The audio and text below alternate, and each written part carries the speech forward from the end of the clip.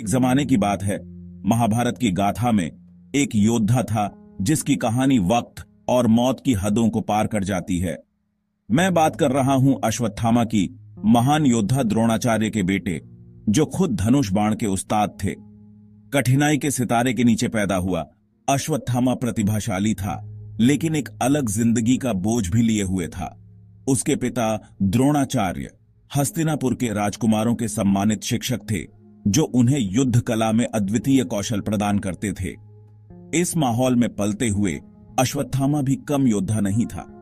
हथियारों के साथ उसका कौशल उल्लेखनीय था, लेकिन उसकी कहानी को असाधारण बनाने वाली बात सिर्फ उसका कौशल नहीं है, बल्कि वो कर्स है, भगवान कृष्ण द्वारा दिया गया इमॉर्टलत्व का अभिशाप। अब उसे शाप क्यों मिला?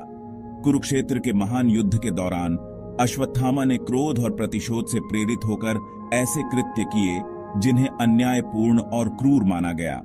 युद्ध के बाद एक सजा के रूप में और योद्धा के लिए एक सबक के रूप में भगवान कृष्ण ने अश्वत्थामा को हजारों वर्षों तक पृथ्वी पर भटकने का शाप दिया, बदलते समय का गवाह बनने और कभी भी शांति या मृत्यु न पाने का।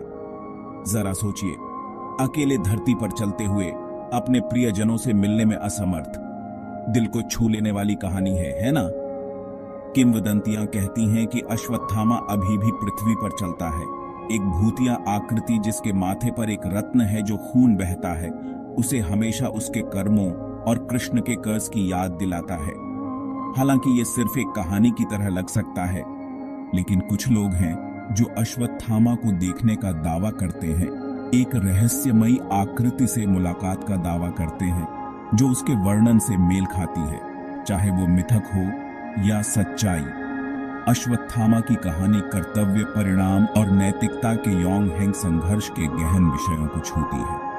तो अगली बार जब आप पत्तों की सरसराहट में अश्वत्थामा की फुसफुसाहट सुने या हवा में ठंडक महसूस करें, तो उस अमर योद्धा की कहानी याद रखें जो हमेशा भटकता है, हमेशा अकेला है, इमॉर्टलत्व की भारी कीमत की एक मार्मिक याद दिलाता है।